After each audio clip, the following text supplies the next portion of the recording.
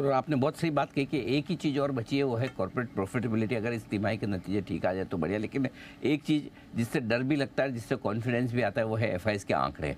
थोड़े सुधरे हैं, लेकिन क्या लगता है आपको, भरोसा किया जाए या अभी एफआईएस पूरी तरह से भारतीय बाजारों पर मूड बनाएंगे, लौटेंगे, इसमें वक्त लगेगा?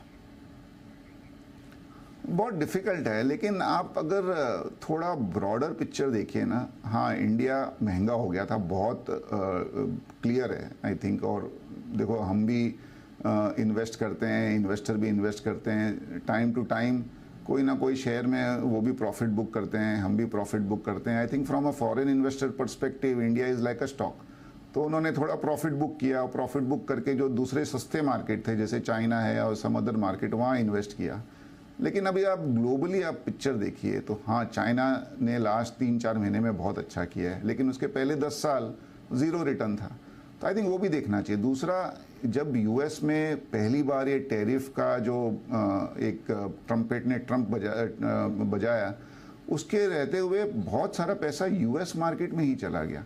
तो अनिल जी, थोड़ा सा आपको आंकड़ा देता हूँ। US is 4% of the world's population, 65% of the world's market cap and 50% of the world's date.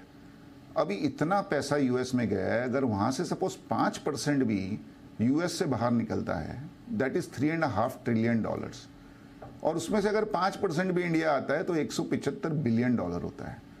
तो थोड़ा है ना, कभी कभी हमको जब हम नेगेटिव या थोड़े से कंसर्न वाले टॉपिक के बारे में सोचते हैं ना, हमको ये भी सोचना चाहिए अगर पॉजिटिव होगा तो क्या होगा।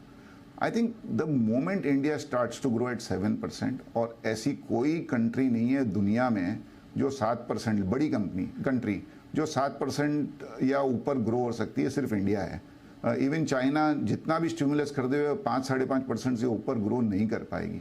तो आई थिंक अगर इंडिया 7% ग्रो करना शुरू कर दे और कॉर्पोरेट प्रॉफिट फिर से 15% के आ जाए, तो देयर इज़ नो रीज़न वो फॉरेनर नहीं आएंगे। वो उनको भी तो कमाना है ना पैसा।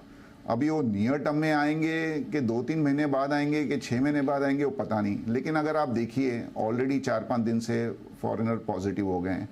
अब दूसरी साइड देखिए, एक hospital chain 100% got acquired by foreigners.